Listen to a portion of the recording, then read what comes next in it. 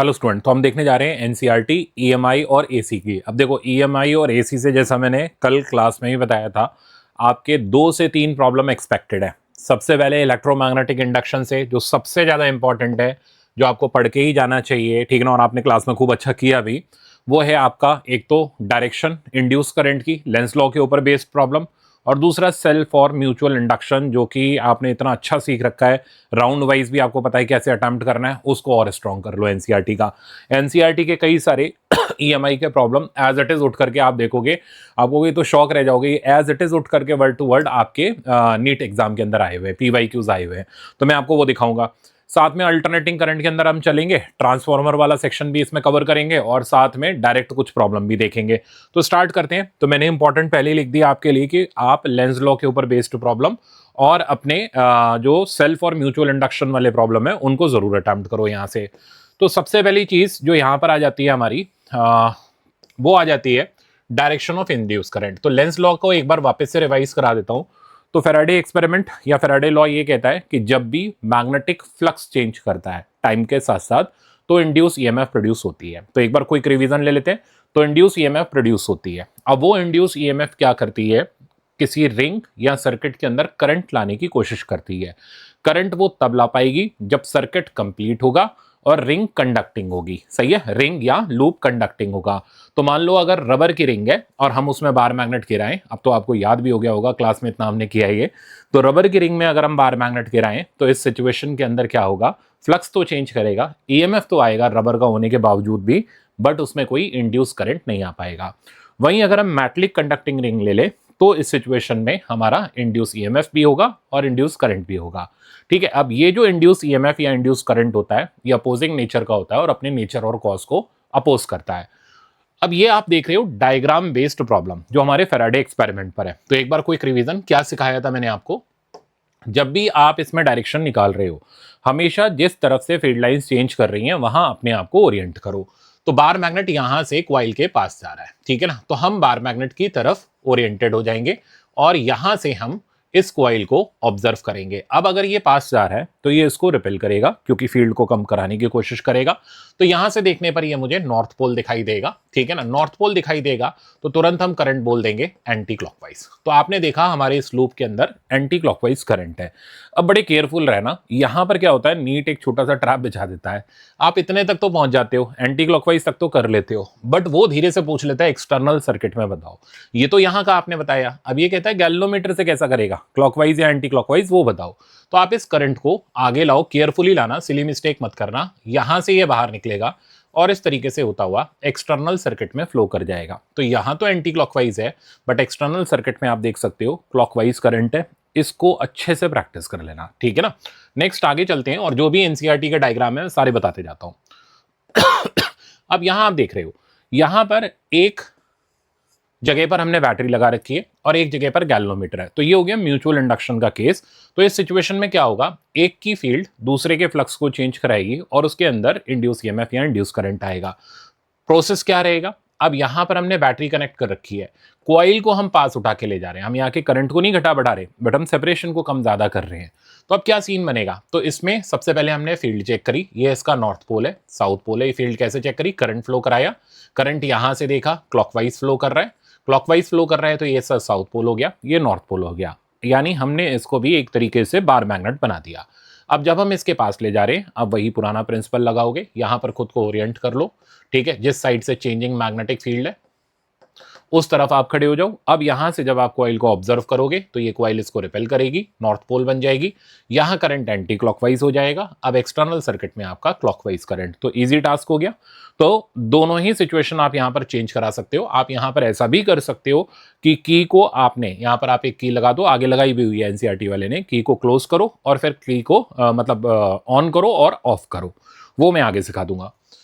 Next आप देखोगे, ये देखो आ गया, ज्यादा दूर भी नहीं जाना पड़ा। यहां हम क्या कर रहे हैं, इस की को क्लोज कर रहे हैं। अब की क्लोज करने से इसमें करंट इंक्रीज करेगा टाइम के साथ साथ। अब ये पूरा मैं आपको बताता हूं।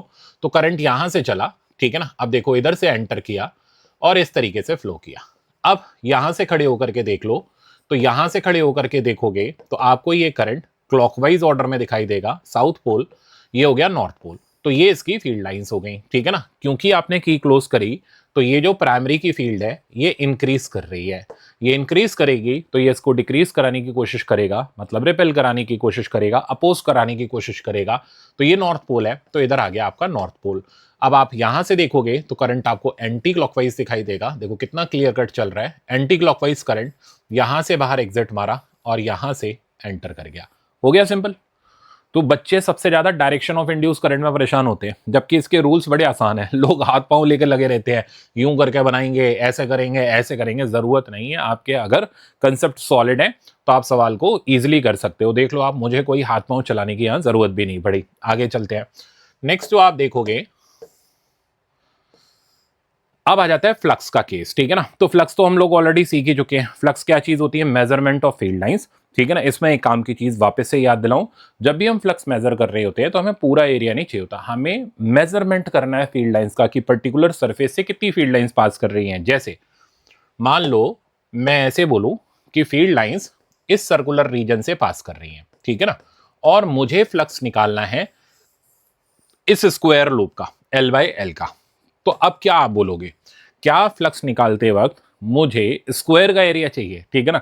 तो आमतौर पे बच्चे यही कर देते हैं कि सर स्क्वायर का ले लेते हैं, B इंटू ए ही तो होता है फ्लक्स। नहीं, फ्लक्स की डेफिनेशन होती है it is measurement of field lines. तो आपको उतना रीजन चाहिए होगा जितने रीजन के अंदर फील्ड लाइंस है। तो यहां पर अगर हम स्क्वायर का भी फ्लक्स निकालेंगे तो भी वो हो जाएगा B into pi r square, और इस सर्कल का निकालोगे तो भी हो जाएगा B into pi r square.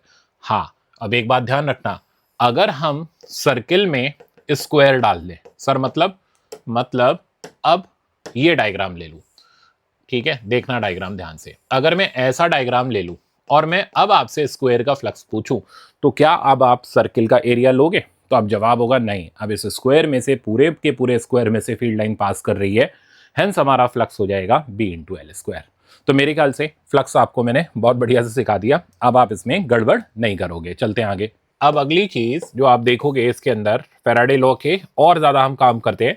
अब यहाँ इंड्यूस ईएमएफ निकालने का, अगर आप इंस्टेंटेनियस वैल्यू निकाल रहे हो तो minus D five by d T है, और अगर आप एवरेज वैल्यू निकालोगे तो minus delta five by delta T आप यूज करोगे।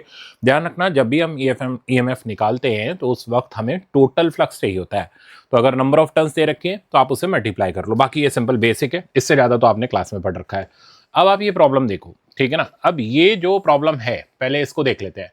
कह रहा है consider experiment 6.2, what would you obtain a large deflection of the ये तो गैलोमीटर का है, इसको छोड़ो। 6.2 पर आते हैं। ये कहता है square loop of side 10 centimetre and resistance 0.5 ohm is placed vertically in east west plane. अब इसका मतलब समझो, जैसे ये हो गया नॉर्थ, ये साउथ, ये वेस्ट और ये ईस्ट। अब आपको वर्टिकली ईस्ट वेस्ट प्लेन में रखना है, तो पहले प्रैक्टिकली सोचो। तो एनसीईआरटी के सवाल काम का है, क्योंकि प्रैक्टिकली आपको सोचना पड़ेगा वरना आप फंस जाओगे। तो प्रैक्टिकली ये ले लो, north south west east, so this is east west plane, दिख गया। अब ये बोल रहा है कि हमने एक स्क्वायर लूप को 10 सेंटीमीटर साइज है, ये रेजिस्टेंस है, इसको हमने ईस्ट वेस्ट प्लेन में रखा। यूनिफॉर्म मैग्नेटिक फील्ड 0.1 टेस्ला की हमने डाली। अब एंगल देखना बहुत जरूरी है, ठीक है ना। Setup across the plane in north east direction. तो ये रहा हमारा लूप, यहां से नॉर्थ ईस्ट हो गया ये, ठीक है ना। तो 45 डिग्री पर, यानी इसके प्लेन से, आप देख सकते हो मैं आपके सामने कर देता हूं, इसके प्लेन से 45 डिग्री के एंगल पर मैग्नेटिक फील्ड है। अब हमें क्या चाहिए? हमें चाहिए फील्ड का वो कंपोनेंट, ठीक है ना, जो एरिया के साथ एंगल बनाए। तो अगर हम एरिया वेक्टर चेक करेंगे तो ये इसका एरिया वेक्टर हो गया सरफेस के परपेंडिकुलर, तो ये एंगल 45 ही हो गया। तो यहां पर आपको केयरफुली समझना है कि एंगल कितना होगा, ऑल्दो इजी है। तो अगर मैं दिखाऊं तो मैंने प्लेन ऐसे रखा, ठीक है ना, मैग्नेटिक फील्ड नॉर्थ ईस्ट की तरफ डाल दी, ये इसका एरिया वेक्टर हो गया, दोनों के बीच का एंगल हो गया 45 डिग्री। अब देखिए क्वेश्चन क्या कहता है। क्वेश्चन कहता है the magnetic field is decrease to 0 in 0.7 second at a steady rate, determine the magnitude of induced EMF and current during this time interval. तो अब जब मैग्नेटिक फील्ड 0 हो गई तो हमें एक इंटरवल में करंट निकालना है। तो मैग्नीट्यूड अगर हम निकालें so that will be delta phi by delta t, mod लगा लो क्योंकि आपको सिर्फ मैग्नीट्यूड देना है यहाँ पे। अब डेल्टा फाई हो गया final flux minus initial, finally field ही 0 हो गई तो फ्लक्स भी 0 हो गया। इनिशियली हो गया हमारा BA, और अगर कोई नंबर ऑफ टर्न्स हैं तो N लगा देंगे, divided by delta T. Magnitude हो गया हमारे पास NBA divided by delta t. अब सिर्फ वैल्यू सब्स्टिट्यूट करनी है, तो हमें साइड दे रखी है, रेजिस्टेंस दे रखा है, तो रेजिस्टेंस का तो यहाँ कोई ईएमएफ में काम नहीं है, वो करंट में काम होता है। नंबर ऑफ टर्न्स मुझे कुछ नहीं दे रखे, तो मैं यहाँ पर 1 लेते हुए चलूंगा, ठीक है ना। तो डेटा पुट कर देते हैं, मैग्नेटिक फील्ड होगी 0.1 टेस्ला की, एरिया हो गया 100, सेंटीमीटर स्क्वायर हो गया 10⁻⁻⁴, और टाइम गैप हो गया 0.7 सेकंड। तो यहां से आपके पास ये ईएमएफ वोल्ट के अंदर निकल करके आ गई। तो इजी था, ठीक है ना, मेरे ख्याल से समझ आ गया था, बस इसमें कैच क्या था, प्लेन सही से समझना। नेक्स्ट आप देखोगे, ठीक है ना, नेक्स्ट आप देखो एग्जांपल नंबर 6.3। अब देखो इस प्रॉब्लम के अंदर बस एक ही दिक्कत है कि horizontal component of earth magnetic field दिया है, वो अपने अब सिलेबस में नहीं है। तो हम इसको कैसे करेंगे, भूल जाओ थोड़ी देर के लिए, हॉरिजॉन्टल कंपोनेंट है, किया क्या जा रहा है, कंसेप्ट को एक बार क्रैक कर लेते हैं। कह रहा है सर्कुलर कॉइल है जिसका रेडियस ये है, टर्न्स 500 है, रेजिस्टेंस 2 ओम है, is placed with its plane perpendicular to horizontal component of earth magnetic field, भूल जाओ। तो ये रही कॉइल, इसके प्लेन को हमने फील्ड के परपेंडिकुलर रखा, ठीक है ना, इस तरीके से। It is rotated about it vertical diameter, ये रहा वर्टिकल डायमीटर जिसके अबाउट हम इसको रोटेट कर देते हैं 180 डिग्री से। तो जब आप 180 डिग्री से रोटेट करोगे तो ऐसे सिचुएशन के अंदर आपने क्लास में सीखा हुआ है फ्लक्स का चेंज बी ए से माइनस बी ए हो जाएगा, ठीक है ना, इन 0.25 सेकंड्स। तो आप इसका कंसेप्ट पकड़ लो, आपके लिए वो काम आ जाएगा। तो अब इसमें क्या पूछता है एग्जामिनर, क्या सिखाया था मैंने आपको, चार्ज फ्लोन पूछता है, इंड्यूस ईएमएफ पूछेगा, बहुत सारी चीजें पूछेगा। तो सबसे पहले चेंज इन फ्लक्स डायरेक्ट लिखना सीखो, तो वो हो जाएगा ट्वाइस एनबीए, या हमने मैग्नीट्यूड लिखा। अब अगर आपको चार्ज फ्लोन निकालना है तो कंसेप्ट ध्यान रखना, और आपने कल भी देखा था कई सारी जगह पर इस सवाल को मैंने यूज किया था। तो डेल्टा फाई बाय आर, यानी ये हो जाएगा 2 एनबीए डिवाइडेड बाय आर। और अगर आपको इंड्यूस ईएमएफ निकालना है तो आपको simple delta phi by delta t करना है, यानी twice NBA divided by delta t. अब देख लेना इसी में से कुछ ना कुछ क्वेश्चंस आपको मिल जाएंगे। तो ये बोल रहा है ऐसा हम 0.25 सेकंड में करते हैं, क्या पता करने को बोल रहा है, estimate the magnitude of EMF and current. तो ईएमएफ तो ये रहा, टाइम हमारे पास अवेलेबल है, बाकी डेटा अवेलेबल है, करंट निकालना सबसे आसान काम है, which is E by R. तो मेरे ख्याल से अब आप ये फॉर्मूला बेस्ड काम इजिली कर सकते हो। तो थोड़ी देर के लिए आप इसको इग्नोर भी कर दो, तो बाकी चीजें आपके काम की है। नेक्स्ट हम आगे चलते हैं। अब आ जाता है हमारे पास लेंज लॉ, पर इसकी कहानी मैंने आपको पहले ही समझा दी। लेंज लॉ की स्टोरी समझो, the polarity of induce EMF is such that it produces a current which opposes change in magnetic flux. तो क्या करते हैं, इंड्यूस ईएमएफ करंट लाता है, वो करंट क्या करता है, जो चेंजिंग मैग्नेटिक फ्लक्स होता है उसको अपोज करता है, ठीक है ना।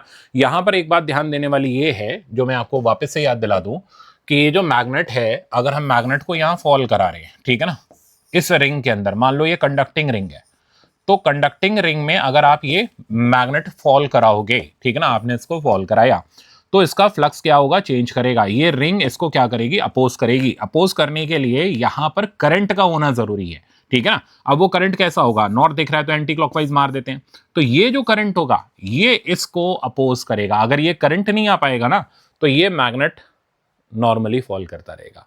मतलब अगर मैं यहां कंडक्टिंग की जगह रबर की रिंग बना दूं, तो इस रबर रिंग में कोई करंट नहीं आएगा, ठीक है ना, ईएमएफ तो इंड्यूस होगा बट कोई करंट नहीं आएगा, ठीक है ना, no current will be there. जब कोई करंट नहीं होगा तो यहां पर कोई अपोजिशन भी नहीं क्रिएट हो पाएगा। क्यों, जवाब क्या है, तो देखो जैसे ही करंट क्रिएट होगा, करंट कैरिंग रिंग यहां फील्ड प्रोड्यूस करेगी अपनी एक्सेस पर। बार मैग्नेट हमारा डायपोल है, डायपोल के ऊपर फील्ड फोर्स लगाती है, समझ गए आप मेरी बात। तो इस फील्ड की वजह से इस पे फोर्स लगेगी, वो हम लिख सकते हैं अपना minus D you by D R के तरीके से, या मैग्नेटिक फील्ड में डायपोल को प्लेस करके। तो क्या करता है, करंट का होना जरूरी है, इंड्यूस करंट का। वो करंट क्या करेगा, फील्ड प्रोड्यूस करेगा, जो कि अपोजिंग फोर्स लगाएगा। मेरे ख्याल से अब आपको पूरा फुल लॉजिक क्लियर हो गया होगा। आगे चलते हैं, अगली चीज आप देखोगे, ठीक है ना, ये हमारा वही है, बार मैग्नेट को पास लाएंगे तो इसको रिपेल करेगा, दूर ले जाएंगे तो अट्रैक्ट करेगा। तो these are very simple things जो आपने ऑलरेडी क्लास में बहुत अच्छे से सीखी हुई है। एक्सपेरिमेंट भी इवन दो हमने क्लास में किया था, आपको याद होगा। अब हम कॉइल को मैग्नेटिक फील्ड रीजन के अंदर ले जा रहे हैं, तो यहां पर चेंज कर रहा है एरिया। तो जैसे हम इसको अंदर ले जाएंगे, एरिया की वैल्यू यहाँ इंक्रीज करेगी, एरिया इंक्रीज करेगा तो यहाँ का एरिया इंक्रीज करेगा तो फ्लक्स इंक्रीज करेगा, ईएमएफ आएगा, वो करंट लाएगा, वो अपोजिंग नेचर का होगा। अब सीधी कहानी बताते हैं, तो क्या होगा, जैसे ही हम इसको अंदर ले जा रहे हैं तो इसको डिक्रीज कराने की कोशिश करेगा, तो फील्ड जो होगी वो अपोजिट डायरेक्शन में होगी, तो फील्ड यहाँ पर आ जाएगी आउटवर्ड डायरेक्शन में। आउटवर्ड होते ही इसका करंट हो जाएगा एंटी क्लॉकवाइज। सिमिलरली बाहर ले जा रहे हो तो फ्लक्स डिक्रीज करने की कोशिश करेगा, ये इसको इंक्रीज कराने के लिए सेम डायरेक्शन में इंड्यूस फील्ड आएगी और करंट हो जाएगा क्लॉकवाइज। सिमिलरली बाहर जा रहा है तो डिक्रीज होएगा, तो इंड्यूस फील्ड आएगी सेम डायरेक्शन में, करंट आपका हो जाएगा क्लॉकवाइज। तो ये काफ़ी काम के, डायरेक्ट उठा के पूछ लेते हैं, आपके कई बार रिवाइज हो गए तो अब आप देखते ही आंसर कर सकते हो अपने, अगर नीट एग्जाम में आया। नेक्स्ट जो चीज़ है जो आप इसके अंदर देखोगे तो वो आपकी, ये तो डायरेक्शन हो गए हमारे। ये सवाल और देख लो, अगर हम पूरे के पूरे लूप को मैग्नेटिक फील्ड रीजन के अंदर रख करके मूव कराते हैं, अब फ्लक्स कांस्टेंट हो जाएगा, ईएमएफ आपकी जीरो हो जाएगी, कोई करंट नहीं आएगा। सिमिलरली इसमें भी। अब ये देखो, ये काफी अच्छा एग्जांपल है, ठीक है ना। यहां पर क्या होता है, बच्चा हो जाता है कंफ्यूज जब दोनों तरफ से मैग्नेट लेकर के एग्जामिनर कूद पड़ता है। एक तरफ होता तो आप संभाल भी लेते, दोनों तरफ वाले को कैसे संभालते हैं वो सुनो। तो मैं इस डायग्राम को अलग से ले लेता हूं। तो मान लो ये रहा नॉर्थ पोल, ठीक है ना, ये रहा साउथ पोल, और ये डॉटेड लाइन रही यहां पर अपना ये, ठीक है, कैपेसिटर हो गया। तो अभी मैं मैग्नेट एक ही तरफ ले लेता हूं, उसको इधर ले जाता हूं। अब मुझे बताना है कि इस कैपेसिटर की पोलैरिटी कैसी होगी। आपने क्लास में किया हुआ है, ठीक है ना, आपने टेस्ट में भी ये देखा था इवन। अब किस तरीके से हम इसको असाइन करेंगे, मेथड ये रहेगा, जब बार मैग्नेट पास रहेगा तो पहले तो इधर खड़े हो जाओ, ठीक है। अब जैसे ही इधर खड़े हो जाओगे, आपके सामने पूरी की पूरी रहेंगे, प्रैक्टिकली सोचना है, ठीक है। नॉर्थ पोल पास जा रहा है तो यहां से नॉर्थ होगा, करंट आपका एंटी क्लॉकवाइज। अब यहां पर खड़े होकर देखो, एंटी क्लॉकवाइज करंट यूं करके घूमता है, ठीक है ना, गलती हो गई तो गया। तो एंटी क्लॉकवाइज करंट यूं करके घूमता है, तो इस तरीके से एंटी क्लॉकवाइज घूमेगा, ये पॉजिटिव या नेगेटिव, सही है। तो लेफ्ट साइड वाले का हमने पोलैरिटी असाइन कर लिया। अब दूसरा मैग्नेट पकड़ो, तो दूसरा मैग्नेट पकड़ोगे, ये रहा इधर साइड पे दूसरा मैग्नेट, नॉर्थ साउथ, भूल जाओ उसकी पोलैरिटी। अब यहां खड़े हो जाओ, अब यहां से देखोगे तो अगेन नॉर्थ पोल। अब इधर से नॉर्थ पोल एंटी क्लॉकवाइज अगर मैं चेक करूं तो वो एंटी क्लॉकवाइज करंट यूं करके होता है, नॉर्थ ही है ना, एक बार चेक, साउथ जा रहा है, सॉरी। तो अब साउथ पोल यहां से पास ले जा रहा है, नॉर्थ नहीं। तो ये कौन सा पोल हो जाएगा, साउथ हो जाएगा। साउथ पोल में करंट हो जाता है क्लॉकवाइज, क्लॉकवाइज तो अगेन ए पॉजिटिव बी नेगेटिव। अब दोनों को एक साथ पैचअप कर लो, तो जैसे ही दोनों को एक साथ पैचअप करोगे, इसमें भी पॉजिटिव, इसमें भी पॉजिटिव, यहां से भी नेगेटिव, यहां से भी नेगेटिव, यानी इन टर्न ओवरऑल रिजल्ट रहेगा ए पॉजिटिव बी नेगेटिव, ठीक है ना। अब अगर सपोज करो मैंने जैसा किया था नॉर्थ और साउथ, तो उस हिसाब से ये पॉजिटिव ये नेगेटिव हो जाता, फिर दोनों को कंबाइन करते तो न्यूट्रल हो जाता, किसी पे भी पॉजिटिव और नेगेटिव नहीं आ पाता, ठीक है ना। तो बी वेरी केयरफुल। अब आप देखो, नेक्स्ट हम आगे चलते हैं, और मोशनल ईएमएफ आ गया। क्या ध्यान रखना है, जब भी कंडक्टर मैग्नेटिक फील्ड में मूव करेगा, ठीक है ना, राइट हैंड रूल से पकड़ो उसको, बैटरी बनाओ। तो ये रहा कंडक्टर, वापस से याद दिलाऊं, finger magnetic field, thumb velocity, और पाम हमारी पॉजिटिव पोल बताएगी। तो अब कौन सा कंडक्टर मूव कर रहा है, पी क्यू वाला, ठीक है। राइट हैंड लगा दो, फील्ड हो गई अंदर की तरफ, वेलोसिटी इधर, पॉजिटिव पोल नीचे आया। अब जैसे ही इस कंडक्टर को बैटरी बनाओगे, ईएमएफ हो जाएगा बीएलवी, ठीक है ना, और इस सिचुएशन में करंट हमारा इस तरीके से फ्लो करेगा। अगर आपसे एग्जामिनर पूछे कि भाई मुझे करंट बताओ, तो वो तो बहुत ईजी है, which is E by R. अगर आपसे पूछे पावर जनरेटेड बताओ, तो वो भी ईजी है, आई स्क्वायर आर। अच्छा, अब इस करंट कैरिंग कंडक्टर में क्योंकि करंट फ्लो कर रहा है, तो इस पे एम्पेरियन फोर्स लगेगी, ध्यान रखना। एम्पेरियन फोर्स का डायरेक्शन राइट हैंड से ही निकालते हैं, फिंगर हो गई फील्ड की तरफ, करंट नीचे, एम्पेरियन फोर्स आ गई हमारी वेलोसिटी के opposite. This is the direction of Amperian force. Value अगर पूछे तो फॉर्मूला याद रखना, ILV, जो मैग्नेट में आपने पढ़ा था। आई की वैल्यू आप सब्स्टिट्यूट करोगे E बाई आर, यानी BLV बाई आर, तो फाइनली रिजल्ट आ जाएगा B square L square V by R. अब इसमें आपको क्लास में क्या बताया था कि अगर हम इसको बस ऐसे हिट करके छोड़ दें, तो एम्पीरियन फोर्स के कारण ये रिटार्ड होता चला जाएगा और इसकी वेलोसिटी डिक्रीज करती चली जाएगी, ठीक है ना। और अगर हम इसे एक्सटर्नल फोर्स लगा करके खींचें, तो एक मूवमेंट ऐसा आएगा जहां F एक्सटर्नल F एम्पीरियन बराबर हो जाएंगे, वेलोसिटी कांस्टेंट हो जाएगी, उसको बोलेंगे हम टर्मिनल वेलोसिटी। तो टर्मिनल वेलोसिटी निकालते वक्त एक्सटर्नल और एम्पीरियन को हम बैलेंस कर देंगे। तो वापस से आपका रिवीजन हो गया पूरा का पूरा। आगे चलते हैं अब। नेक्स्ट जो चीज है इसके अंदर, ये सारी चीजें वहीं आ गई, ठीक है ना। नेक्स्ट जो चीज आप देखोगे, इसमें एक और चीज थी कि अगर कंडक्टर को हम, ये तो ट्रांसलेट कराना था। अब देखो एनसीईआरटी वाला लिख कुछ नहीं रहा, पढ़वाएगा सब। ओमेगा से घुमा दें, एल लेंथ का कंडक्टर है, तो आपने क्या सीखा था, सेंटर से लेकर कॉर्नर के बीच में ईएमएफ आ जाती है। राइट हैंड रूल से ही हम इसकी पोलैरिटी देखते हैं, तो बाहर की तरफ पॉजिटिव, अंदर नेगेटिव, और इस ईएमएफ का formula half BL square omega. अब आप ये सवाल देखो, कहीं इसने थ्योरी नहीं बताई, सवाल पूछ लेगा ये कह रहा है a metallic rod of 1 metre is rotated with a frequency of 50 revolution per second. तो पहले इसे ओमेगा को रेडियन पर सेकेंड में कन्वर्ट कर लो। ठीक है, ये हो गया आपका रेडियन पर सेकेंड में कन्वर्ट। लेंथ हमें रॉड की दे रखी है 1 metre with one end hinged at the center, other end at the circumference of circular metallic ring of radius 1 metre.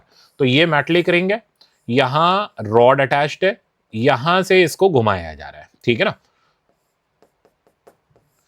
Omega से। लेंथ 1 मीटर है। अब क्या कह रहा है, अब ये कह रहा है constant and uniform magnetic field 1 tesla parallel to the axis. अब यहां कंफ्यूज मत होना, एक्सिस ये रही, इस एक्सिस के पैरेलल यानी प्लेन के परपेंडिकुलर फील्ड है, ये फील्ड यहां एग्जिस्ट कर रही है, क्रॉस वाली लगा दी। EMF between centre and corner, तो half B L square omega हो गया, डायरेक्ट सवाल हो गया आपके लिए, ठीक है ना। बट लैंग्वेज देख लो कितनी करवाई है, और यहाँ ये भाई सब इंटीग्रेशन भी लगवाएंगे फुल, देखो ये यहां से जनरल चल रहे हैं, जबकि अपना कंसेप्ट एक लाइन का है। नेक्स्ट अगर हम आगे चलते हैं, सेम सवाल यहां पर है। अब ये बोल रहा है व्हील विद 10 मेटलिक स्पोक्स। तो इसमें आपने क्या सीखा था कि अगर हम एक व्हील को घुमा दें, ठीक है ना, मेटलिक व्हील को घुमा दें जिसके अंदर स्पोक्स लगी हुई हैं, मेटल की तीलियां लगी हुई हैं, तो हर एक स्पोक बैटरी का काम कर जाएगी क्रॉस वाली फील्ड में, ठीक है ना। अब अगर एग्जामिनर आपसे सेंटर कॉर्नर पूछे तो half B L square omega हो गया, बट अगर यहां से यहां के बीच में पोटेंशियल डिफरेंस पूछे तो दोनों बैटरीज अपोजिट पोलैरिटी की होंगी, तो एक दूसरे को कैंसिल कर जाएंगी।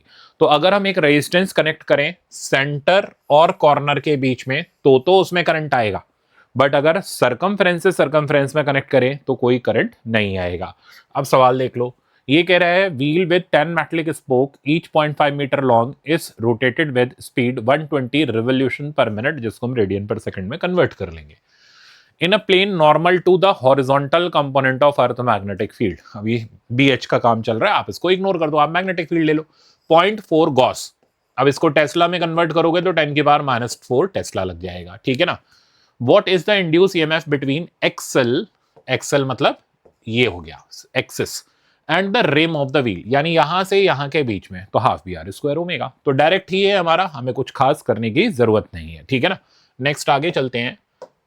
अब इंडक्टेंस आती है, सेल्फ और म्यूचुअल इंडक्शन बहुत इंपॉर्टेंट है, रिवाइज कर लो। सेल्फ इंडक्शन में हम क्या करते हैं, ये हमारे पास सोलेनॉइड है, इसके अंदर ही हम करंट फ्लो कराते हैं, और जैसे ही इसको की को क्लोज करते हैं तो शुरू में करंट इंक्रीजिंग होता है, ओपन करते हैं तो डिक्रीजिंग होता है।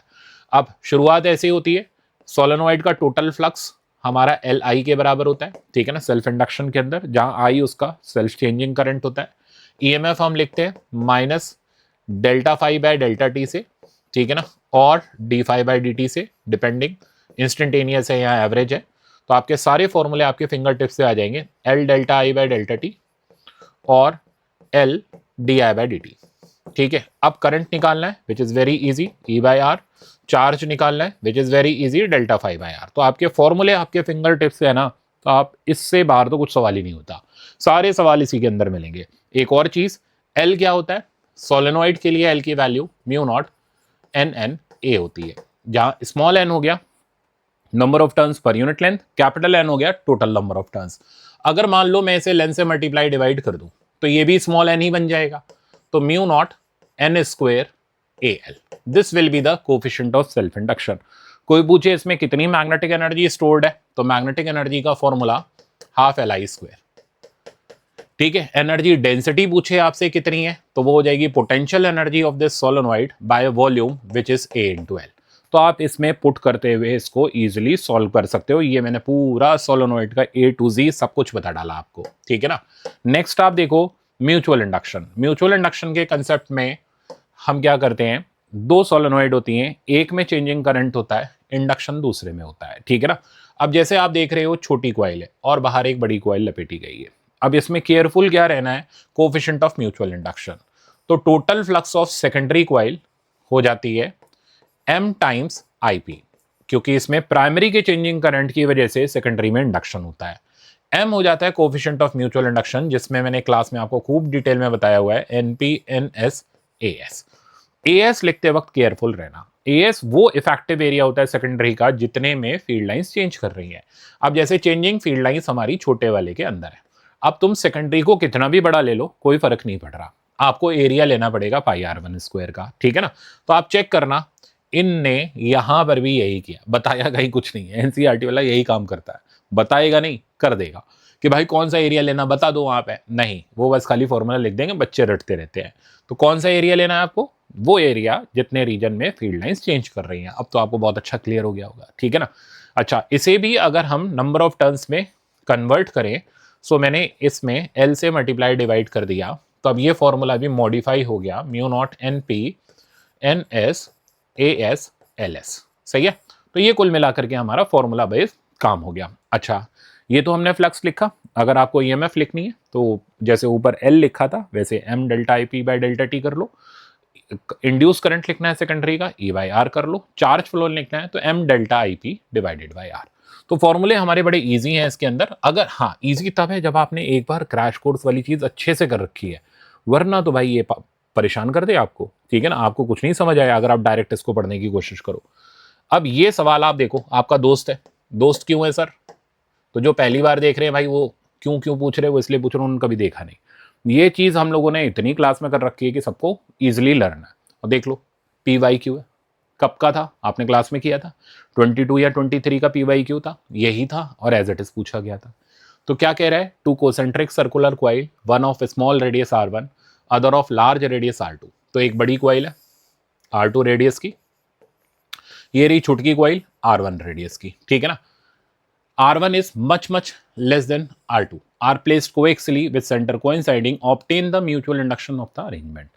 अब आपको सर यहां भी वही फॉर्मूला लगा देते हैं, mu naught N N A, नहीं, वो सोलेनोइड के लिए, ये सर्कुलर कॉइल है, तो यहां फील्ड का फॉर्मूला चेंज हो जाएगा। ये थोड़ा ना है कि सोलेनोइड में भी म्यू नॉट एन आई होता है फील्ड और सर्कुलर रिंग में भी म्यू नॉट एन आई होता है, तो फील्ड का फॉर्मूला चेंज हो जाएगा। तो प्रोसेस देखो, और वैसे क्या सीखा हुआ है, directly proportional to small R square by capital R. तो स्मॉल आर कितना है R1 और कैपिटल आर कितना हो गया हमारा R2। अब ये मैं कैलकुलेट करके दे देता हूं। तो हम बड़े की वजह से यहां फील्ड लिखेंगे और इसका फ्लक्स देखने की कोशिश करते हैं। तो फ्लक्स ऑफ स्मॉल, ये हो गया हमारा फील्ड सेकंड की, और एरिया फर्स्ट का। एरिया क्यों फर्स्ट का, क्योंकि इसके पूरे रीजन में फील्ड लाइंस इंक्लूड है।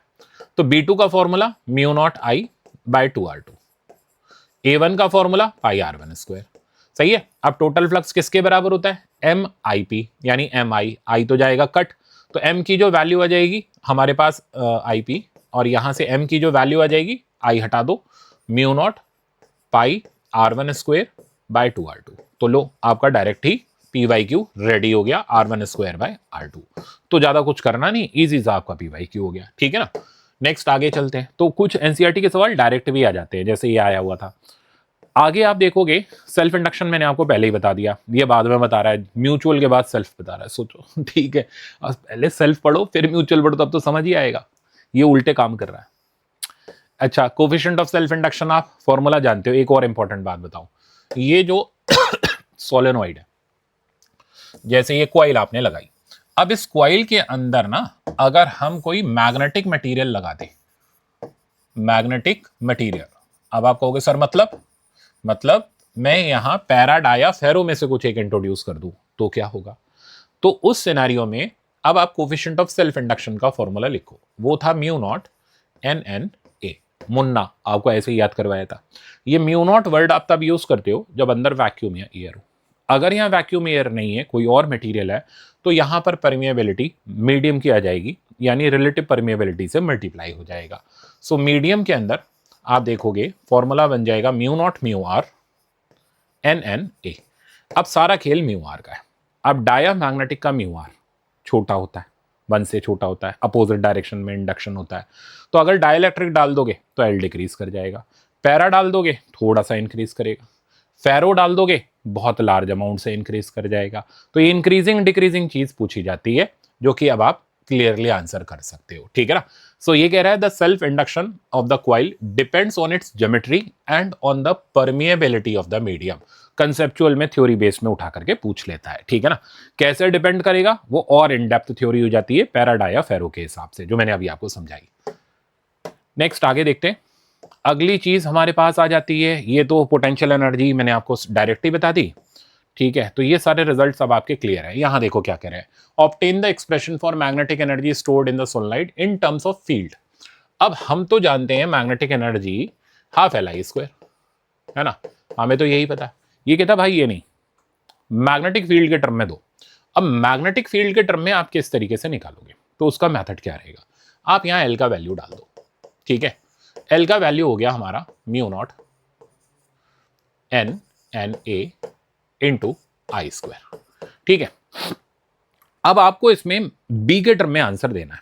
अब आप बी का फॉर्मूला लिखो, तो बी का फॉर्मूला हमारा होता है सोलेनोइड के अंदर म्यू नॉट एन आई, ठीक है। यहां से आई की वैल्यू उठाओ और इसमें सब्स्टिट्यूट कर दो और काम खत्म, ठीक है। तो आप चेक करोगे कि आई की वैल्यू आप इसके अंदर सब्स्टिट्यूट कर दो, ये इन टर्म्स ऑफ बी आ जाएगा, ठीक है। रट्टा मारने की जरूरत नहीं है, कंसेप्ट ध्यान रखना। तो सिंपल सी बात बोलूं, अगर potential energy half L I square है और आई हटा करके बी के टर्म में लाना है, तो हम सोलेनोइड की फील्ड लिखेंगे म्यू नॉट एन आई और आई की वैल्यू यहां से रिप्लेस मार देंगे, काम खत्म, ठीक है। ये पूछा जाता है छोटे छोटे सवालों में फर्स्ट राउंड के। तो ये देखो, और ये क्या होगी, एनर्जी डेंसिटी। अब ये एनर्जी डेंसिटी तो आपको वैसे भी याद है, B square by 2 mu naught, आप EM वेव में पढ़ के हटे हुए हो, ठीक है ना। तो चलते हैं आगे।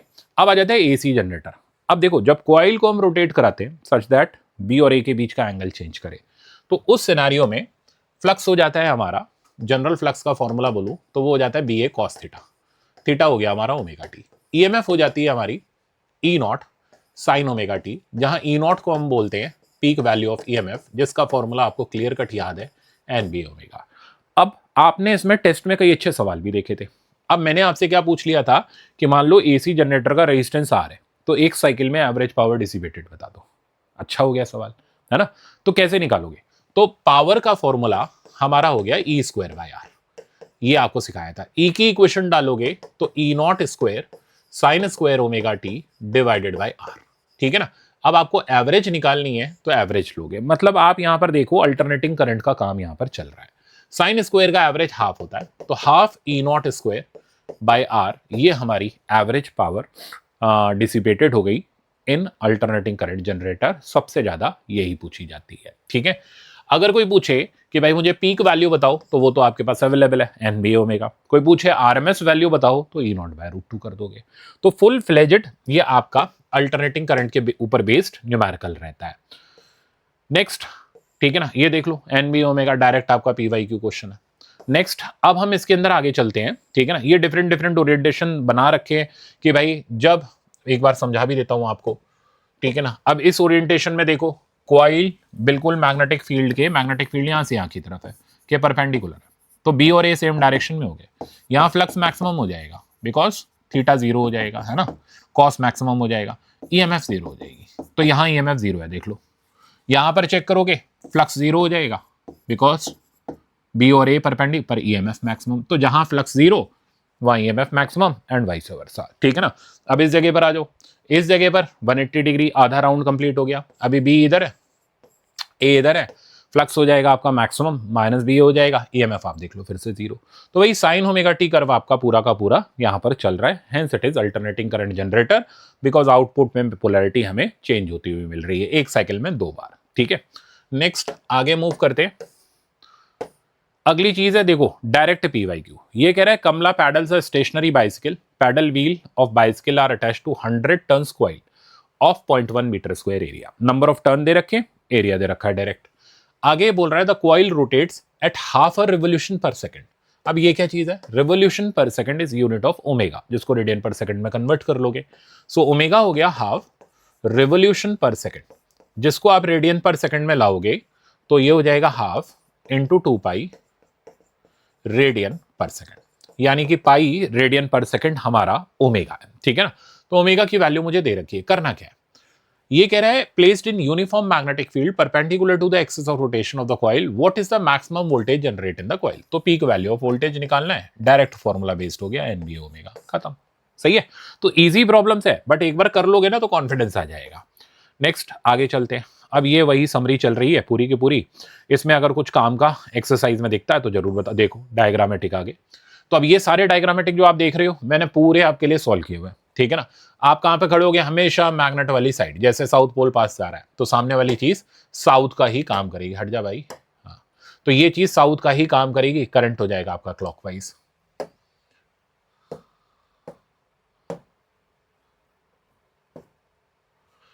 ठीक है, एक मिनट रुकना। हाँ, अब सिमिलरली यहाँ दोनों तरफ आपकी कॉइल्स हैं, तो इनकी जरूर प्रैक्टिस कर लो। मैंने सारी चीजें आपके लिए as it is simple wordings में लिख रखी हैं और इवन ऊपर समझा भी दी है, तो दोबारा टाइम वेस्ट मैं इसमें नहीं कर रहा, तो आप इसको जरूर कर लेना, ठीक है। नेक्स्ट आगे चलते हैं। अब अगली जो चीज है हमारी वो आप देखोगे, ये प्रॉपर डायरेक्शन, स्पेशली इसको भी देख लो, ये बहुत पूछा जाता है एग्जाम के अंदर। तो हमने क्या किया, वायर के चारों तरफ एक रिंग लगा दी। अब वो कहता है इसका फ्लक्स बताओ। अब वायर की फील्ड जो होती है टेंजेंट की तरफ होती है, तो यहाँ टेंजेंट हो गई, एरिया इसका यहाँ हो गया, फ्लक्स हो गया इसका 0। तो ये छोटा सा सवाल यहाँ पूछ लिया जाता है, ठीक है ना। तो इसमें कोई इंड्यूस ईएमएफ या इंड्यूस करंट नहीं आएगा, आप कैसे भी इस करंट को चेंज कराते रहो, ठीक है। नेक्स्ट हम देखेंगे ये इर्रेगुलर शेप वाला, इसको भी डायरेक्शन को समझ लो। यहां हम क्या करा रहे हैं, एक्सपेंशन।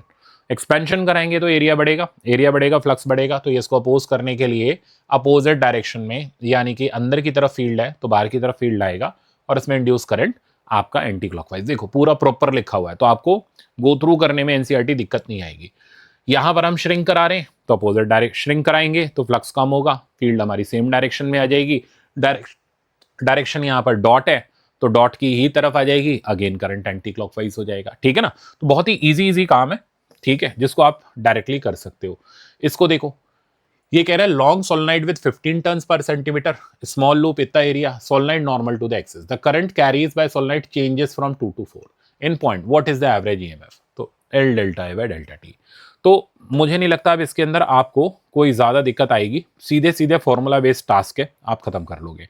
अब अल्टरनेटिंग करंट में आते हैं। अल्टरनेटिंग करंट में जो मैंने आपको चार्ट दिया था क्लास में पढ़ाते वक्त, जिसमें सॉ टूथ वोल्टेज, जिसमें half wave rectifier, full wave rectifier, ठीक है ना, और क्या था हमारा साइनोसोइडल करंट, तो इन और स्क्वायर वेव, इन सब के आरएमएस और एवरेज आप जरूर याद कर लेना, एज इट इज एग्जाम में मिल जाएंगे।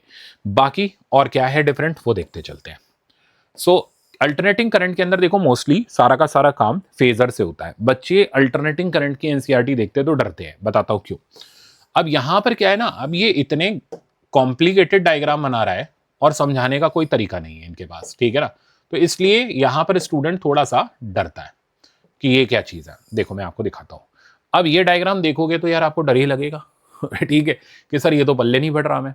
तो प्योर रेजिस्टिव सर्किट, तो प्योर रेजिस्टिव सर्किट में होता क्या है, तो अगर हम प्योर रेजिस्टिव सर्किट ले ले जो आपने क्लास में पढ़ा, चलो आ जाओ उस पे।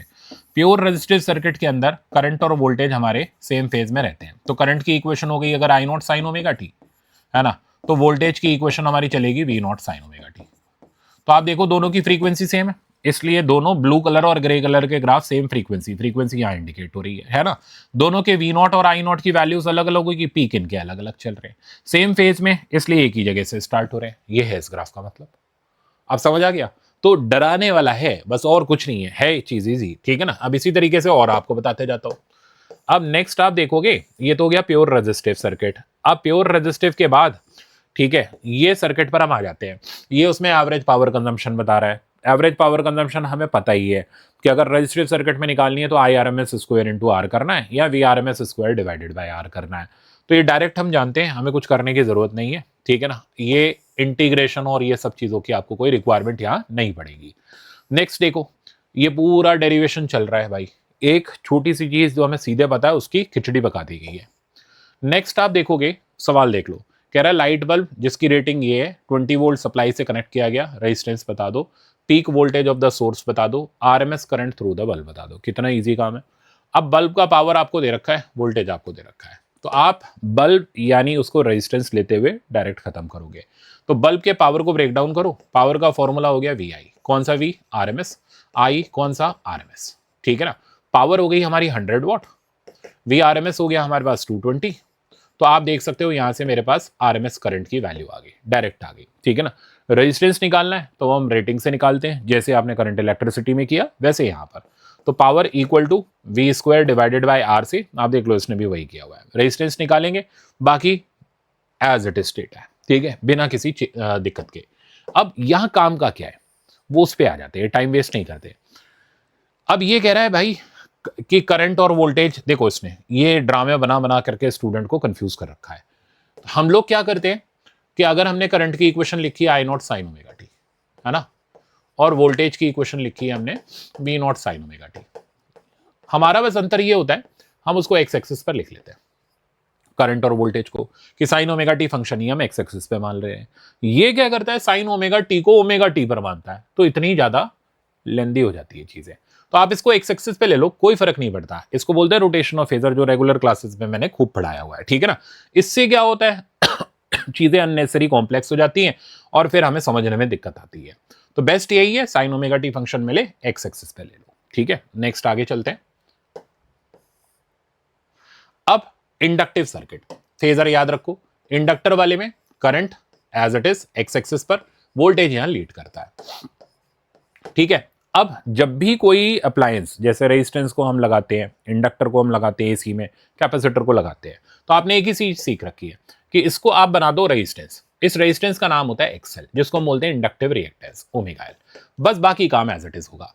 अब मान लो करंट की इक्वेशन है I naught sine omega T, आपको मान लो वोल्टेज की इक्वेशन लिखनी है, तो पहले वोल्टेज का फॉर्मूला लिखो, तो V naught equal to I naught XL, ठीक है। अब ये फॉर्मूला हो गया। अब वोल्टेज यहां से 90 डिग्री से लीड कर रहा है, लीड कर रहा है, तो आप कैसे लिखोगे, इक्वेशन लिखी V naught, as it is phase लिखा साइन ओमेगा टी, और इसमें पाई बाय 2 ऐड कर दिया, तो आपका ये रिजल्ट आ गया, जो आपने क्लास में भी सीखा था। मतलब नया कुछ है नहीं एनसीईआरटी के अंदर। स्पेसिफिकली अगर आप अल्टरनेटिंग करंट देखो, प्रॉब्लम जरूर कर लेना, जो अभी मैं करवाऊंगा आपको, ठीक है। तो सेम चीज चल रही है। और प्योर इंडक्टिव सर्किट कभी कोई पावर डिसिपेट नहीं करता, इसको वॉटलेस सर्किट बोलते हैं। नेक्स्ट, अब आप प्योर कैपेसिटिव सर्किट देखोगे, उसमें जो वोल्टेज हो जाता है वो हमारा लैग कर जाता है, और उस पर खूब पीवाईक्यू आए हैं। अब ये सवाल देखो, कह रहा है pure inductive is connected to this source, inductive reactance and RMS current. क्या बचा इस सवाल में, एक्सएल निकालना है, ओमेगा एल हो गया, करंट निकालना है, V equal to I XL लगा दिया, करंट आ गया। तो डायरेक्ट सवाल है, कुछ सेंस नहीं बन रहा। कैपेसिटर के अंदर, कैपेसिटर को पकड़ करके हम एक्स सी बनाएंगे, जिसको हम बोलते हैं 1 बाय ओमेगा सी, ठीक है ना, और फिर एज इट इज सॉल्व करेंगे। नेक्स्ट, अब इसके अंदर हम आ जाते हैं अपने मेन काम पर, डायरेक्ट पीवाईक्यूज पर। अब इन पीवाईक्यू को हम देख लेते हैं, ताकि अगर ये रिपीट हुए तो हमें परेशानी ना दे। ये कह रहा है lamp is connected in series with capacitor, lamp यानी बल्ब, जिसको आपने कैपेसिटर से कनेक्ट कर दिया, ऑल्दो आपने सीखा हुआ है मुझसे ये, ठीक है ना। अब आपने इसको कैपेसिटर से कनेक्ट कर दिया। What predict your observation for DC and AC connections? What happens in each case if the capacitance of capacitor is reduced? देखो AC पहले कर लेते हैं। AC में ये बन जाता है XC, XC हो जाता है 1 बाय ओमेगा सी, ठीक है ना। अब ये रेजिस्टेंस हो गया। अब टोटल जो रेजिस्टेंस होता है उसको हम बोलते हैं Z। Z यहां पर बिल्कुल वैसे नहीं आता जैसे करंट इलेक्ट्रिसिटी में डायरेक्ट उठा के जोड़ दिए, यहां हर चीज चलती है फेजर से। तो ये R हो गया, XC हो गया, ये Z हो गया, ठीक है। फॉर्मूला रटने की जरूरत नहीं है, आपने क्लास में फेजर पढ़े हुए। तो करंट की वैल्यू देखोगे तो this will be V by Z। तो V बाय Z हम करेंगे तो under root R square plus X C square, यानी 1 बाय ओमेगा सी स्क्वायर। अब यहां पर आपने क्लियर कट देखा कि भाई ये जो करंट है ओमेगा या सी पर डिपेंड कर रहा है। अगर मैं इस ओमेगा या सी की वैल्यू घटाऊं या बढ़ाऊं तो करंट घटेगा या बढ़ेगा। ऐसा होने से इसकी जो पावर डिसिपेशन है आई स्क्वायर आर, वो चेंज कर जाएगी, ठीक है ना। अगर करंट ज्यादा हो जाएगा तो बल्ब ज्यादा ब्राइट हो जाएगा, कम हो जाएगा तो कम ब्राइट। तो बस इसी पे सवाल होता है। कई बार ये फ्रीक्वेंसी चेंज कराता है, कई बार कैपेसिटेंस चेंज कराता है। अब बताओ अगर मैं कैपेसिटेंस इंक्रीज कर दूं तो क्या होगा, तो आप डायरेक्ट जवाब दे सकते हो। तो ये इंक्रीज कर दे तो एक्सी कम हो जाएगा, ये कम हो जाएगा, ठीक है ना। तो करंट की वैल्यू बढ़ जाएगी, करंट बढ़ जाएगा तो पावर बढ़ जाएगा, सही है। बल्ब का ब्राइटनेस और ज्यादा हो जाएगा। एंड सिमिलरली ओमेगा के साथ भी आप कर सकते हो। अगर हम इसे डीसी में कनेक्ट करें, सो डीसी में क्या होता है ना, बैटरी, जब आप बैटरी लगा के करोगे तो ये बन जाएगा बेसिकली सीआर सर्किट। डीसी की फ्रीक्वेंसी हो जाती है 0। अगर फ्रीक्वेंसी 0 कर दोगे मतलब फाइनल स्टेज देखोगे तो करंट ही 0 हो जाएगा और बत्ती बुझ जाएगी, बल्ब 0। तो जैसे ही आप बैटरी से कनेक्ट करोगे तो बल्ब ब्राइट जलेगा, और फिर मतलब फ्रैक्शन ऑफ सेकंड्स के अंदर, बहुत कम टाइम के अंदर बल्ब 0 हो जाएगा। तो यही चीज होती है एसी और डीसी में। पढ़ो, when a DC is connected to the capacitor, capacitor gets charged and after charging no current flows, बत्ती बुझ गई, ठीक है। And similarly there will be no change even if C is reduced with AC source, ठीक है ना।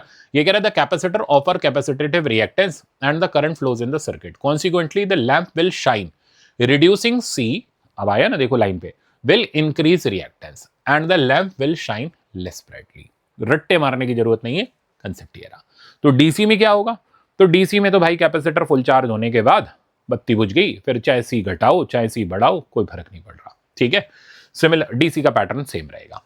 अब इसको सवाल को देखो, ये प्रॉब्लम क्या कह रहा है, 15 mu F capacitor is connected to this one. ये आपका डायरेक्ट 2023 का आया हुआ पीवाईक्यू है। तो 15 म्यूएफ का कैपेसिटर है जिसे हमने 220 वोल्ट और 50 हर्ट्ज एसी सप्लाई से कनेक्ट कर दिया। मुझसे क्या जानना चाहते हो, रिएक्टेंस बता दो, आरएमएस बता दो, है सीधे फॉर्मूला बेस्ड पर करेंगे जरूर। तो हमें पता है कैपेसिटर देखते ही एक्सी बनाना है 1/ओमेगा सी। तो 1/ओमेगा, ओमेगा हो गया 2πf यानी 100 पाई, और सी की वैल्यू आपको क्वेश्चन में गिवन है 15 म्यूएफ। तो आपने 15 इधर डाला, 10 की पावर 6 ऊपर। Once you have converted it in XC, अब आपके पास फॉर्मूला सिंपल है, V इक्वल टू IXC। अब ये V आरएमएस वाला कुछ नहीं लिखा तो था आरएमएस है, तो यहां से आप आरएमएस करंट निकाल लोगे, प्रॉब्लम खत्म। तो जनरली ये प्रॉब्लम आपके फर्स्ट राउंड के होते हैं, आप इनको सीधे देखते ही कंप्लीट कर सकते हो, बट ये पीवाईक्यू से आए हुए। देखो 2013 का पीवाईक्यू क्या कह रहा है, पढ़ लो। ठीक है, ये कह रहा है the switch is closed and after some times, तो अल्टरनेटिंग करंट है, हमने स्विच क्लोज कर दिया, an iron rod is inserted into the inductor. आ गया देखो, तो अब इंडक्टर आ गया कैपेसिटर की जगह, तो ये एक्सएल हो गया और ये आर हो गया। तुरंत करंट लिख लो, V/√R² plus omega L whole square. अब आप आयरन रॉड डाल रहे हो, और अभी आपने थोड़ी देर पहले ऊपर पढ़ा था कि अगर हम कोई मटेरियल इंसर्ट करेंगे सोलेनॉइड में, तो वो मटेरियल कैसा है, वो एल की वैल्यू को कंट्रोल करेगा। ठीक है ना, तो अगर आप आयरन यानी फेरो डाल रहे हो तो म्यू आर काफी हाई होगा, एल की वैल्यू लार्ज हो जाएगी।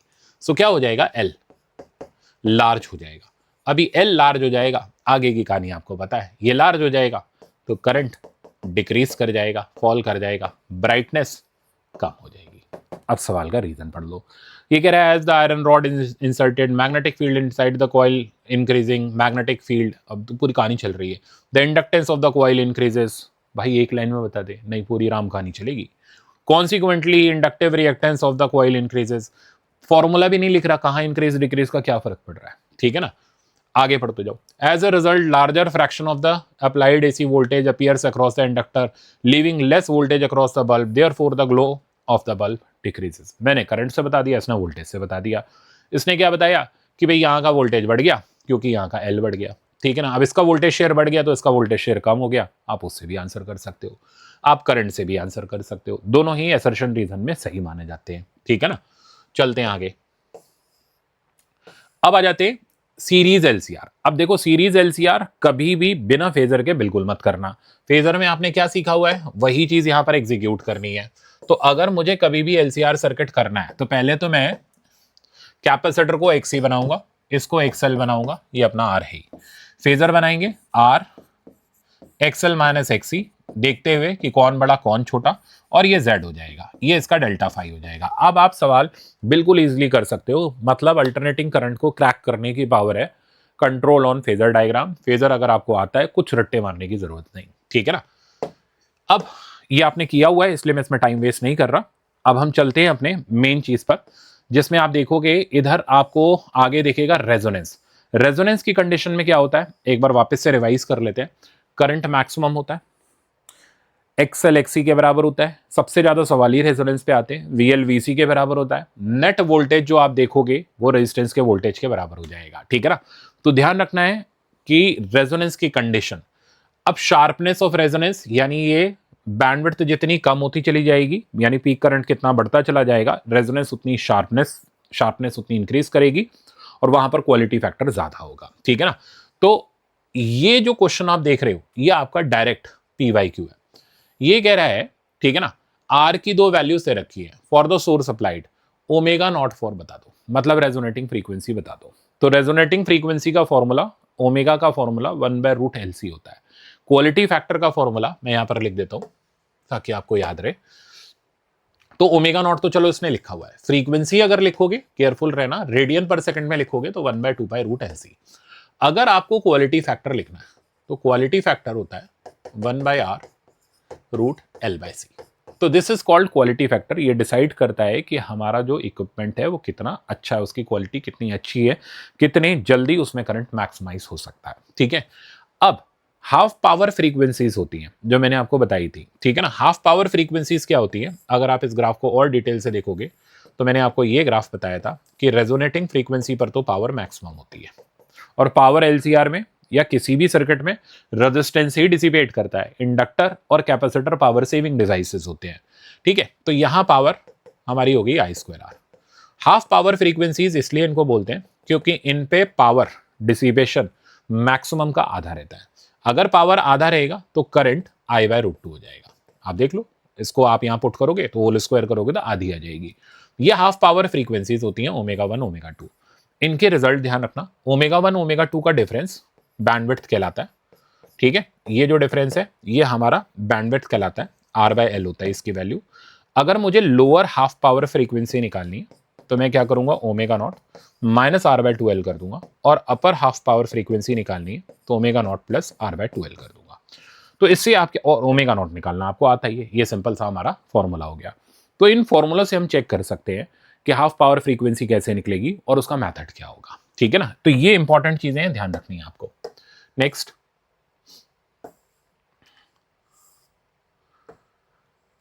ये प्रॉब्लम कह रहा है 200 कैपेसिटर इतना connected in series, calculate the current in the circuit. अब देखो क्या करना है, पूरा न्यूमेरिकल प्रॉब्लम है, इसको आपको सॉल्व कर लेना है, ठीक है ना। आया नहीं है पर कर जरूर लेना।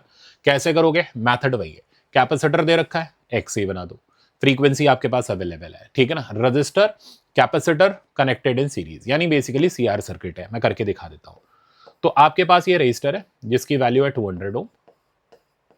कैपेसिटर मुझे दिखा, मैंने इसे XC बना दिया, 1/ωc। फ्रीक्वेंसी हमारे पास अवेलेबल है तो ये बन जाएगा 100 पाई, 2πf के हिसाब से।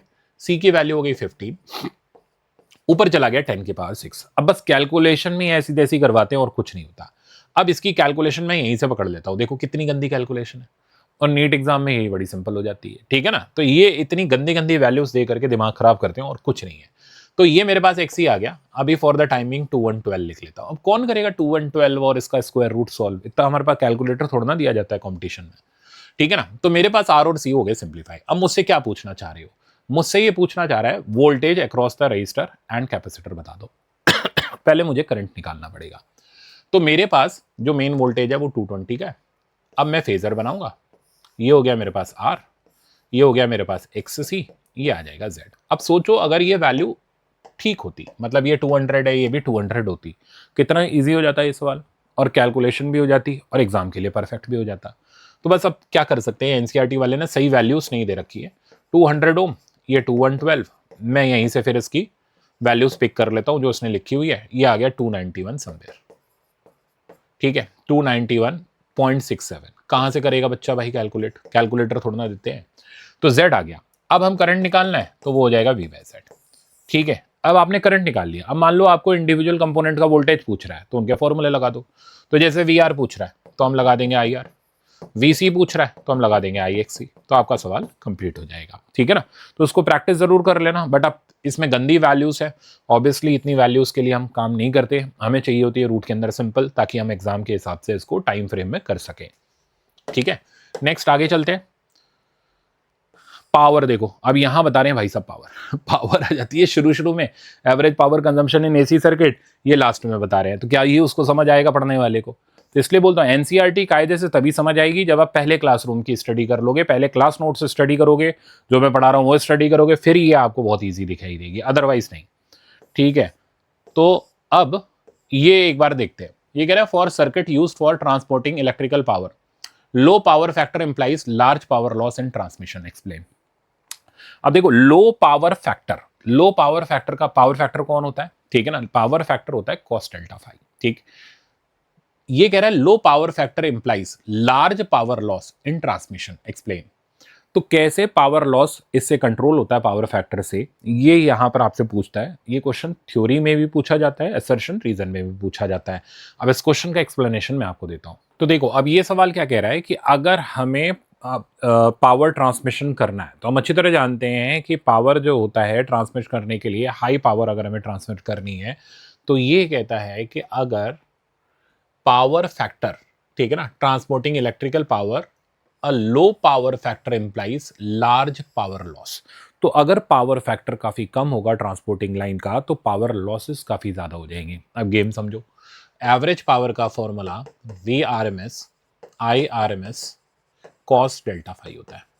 अब अगर आप power factor cos delta phi को कम कर दोगे, जीरो के आसपास कर दोगे, तो आपको हाई पावर ट्रांसमिट करने के लिए, ठीक है ना, करंट बहुत लार्ज करना पड़ेगा। भाई पावर आप हाई कर रहे हो, करंट आपको काफी लार्ज करना पड़ेगा। अगर आप करंट काफी लार्ज कर दोगे तो आई स्क्वायर आर, यानी ये जो रेजिस्टेंस है, लार्ज करंट देखते ही पावर डिसिपेशन खूब ज्यादा कराना शुरू कर देगा। तो इनफैक्ट हुआ क्या, अगर आपने पावर फैक्टर को कम कर दिया तो आपको इंटरन करंट बढ़ाना पड़ेगा हाई ट्रांसपोर्टेशन के लिए, जिसकी वजह से पावर डिसिपेशन जो होगी वो इंक्रीज कर जाएगी। Hence low power factors are not suitable for power transmission lines. तो ये हो गया इसका पूरा का पूरा एक्सप्लेनेशन। मेरे ख्याल से आपको समझ आ गया होगा। नेक्स्ट आगे चलते हैं। अगली जो चीज़ है, ये देखो आप कितना लंबा लंबा समझाता है। इसके बाद आप आ जाते हो प्रॉब्लम। अब देखो प्रॉब्लम, अब फिर से वही गंदी गंदी वैल्यूज हैं, तो भाई ये तो नीट एग्जाम के अंदर हम वैसे भी नहीं कर पाएंगे, बिकॉज सब्जेक्टिव अप्रोच हो जाती है यहाँ पर। तो अगर आप एलसीआर सर्किट कर रही हो तो अगेन वही फेजर से करोगे, बट हाँ ये वैल्यूज जो हैं ये वैल्यूज बेकार है, इसलिए कभी पूछा भी नहीं गया ये इवन दो। ठीक है, आगे चलते हैं। तो ये ध्यान रखना, हमारा जो ट्राइंगल बनना चाहिए प्रॉपर बनना चाहिए, वैल्यूज ऐसी होनी चाहिए जो बिना कैलकुलेटर के या एटलीस्ट हम अप्रोक्सीमेशन लगा तो पाए। अब ये देखो सवाल, आप ये सवाल कर लेना। ठीक है, ये क्या कह रहा है, suppose the frequency of the source in the previous problem can be varied, what is the frequency at which resonance occur. तो ये तो स्ट्रेट फॉरवर्ड फॉर्मूला बेस्ड है, 1/2 √LC। तो ये आप कर लेना। हाँ, एल और सी एग्जाम में सही सेट मिलेंगे तो आपको दिक्कत नहीं आएगी रूट लेने में। Calculate the impedance, current and the power dissipated at resonance condition. Resonance condition में पावर डिसिपेशन, देखो पावर डिसिपेशन हमेशा एक ही बीमारी कराती है, वो है रेजिस्टेंस। तो अगर आपको पावर डिसिपेशन निकालना है, so that will be IRMS square into R. अब मुद्दा है आई कैसे निकालोगे। रेजोनेंस में वी नेट जो होता है वी आर के बराबर हो जाता है, और ये इसको हम आई आर डाल देते हैं, यानी जेड की वैल्यू आर के बराबर हो जाती है।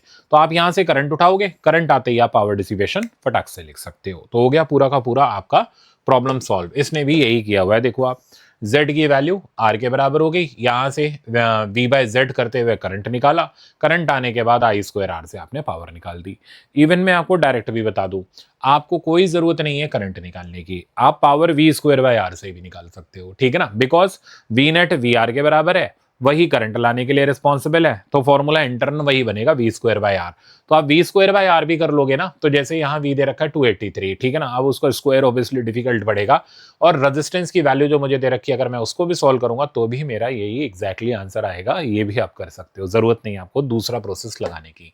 इसने यहाँ करंट पूछा था इंडिविजुअली, इसलिए ये करना पड़ा।